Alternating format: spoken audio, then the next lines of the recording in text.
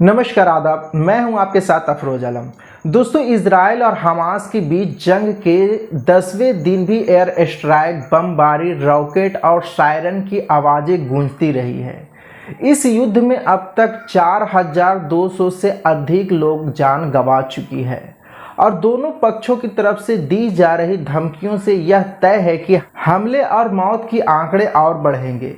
इस बीच गाजा में लाखों लोगों के सामने भोजन, पानी, दवाई और बिजली जैसी बुनियादी ज़रूरतों का संकट करना पड़ रहा है।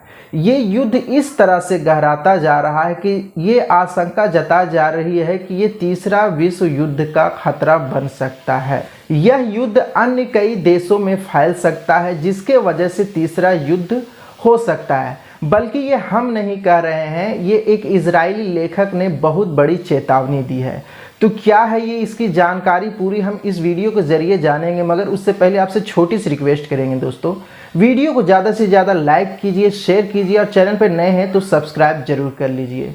दोस्तों, आप स्क्रीन पर देख पा रहे हैं कि इजराइल और हमास में जंग के बीच एक इजरायली लेखक ने चेतावनी देते हुए कहा है कि वर्तमान में चल रहे जंग तीसरे वर्ल्ड वार की वजह बन सकती है।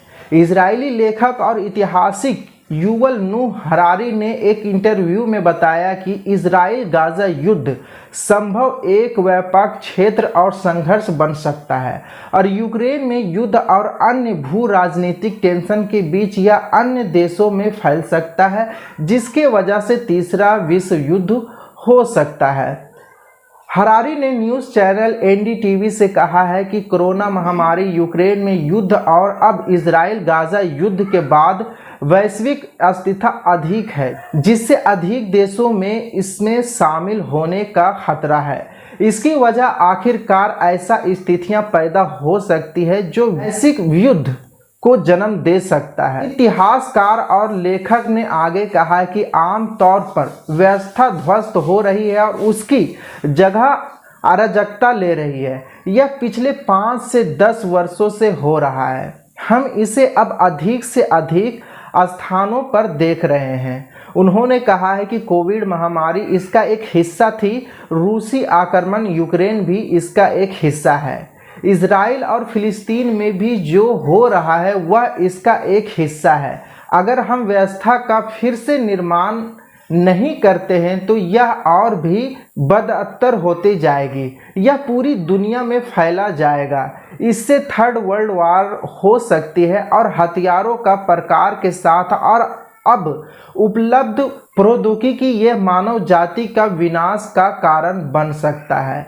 इससे पहले कि इजरायली सेना ने सोमवार को बताया था कि फिलिस्तीन स्थित हमास आतंकवादी समूह ने गाजा में कम से कम 199 लोगों को बंधक बना रखा है।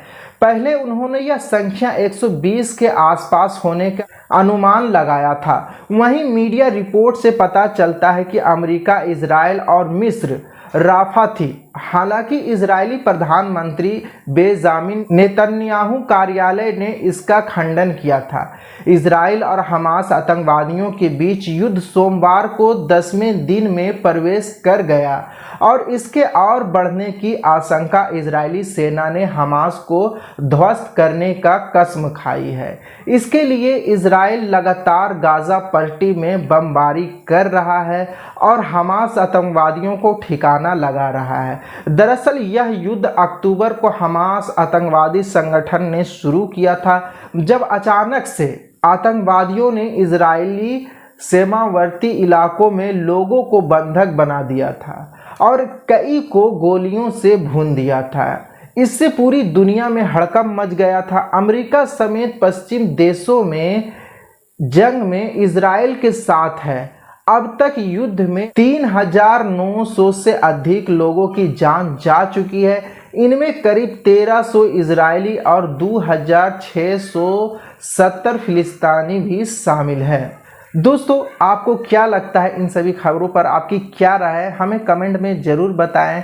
फिर मिलते हैं अगली बड़ी खबर के साथ। तब तक के लिए जय हिंद।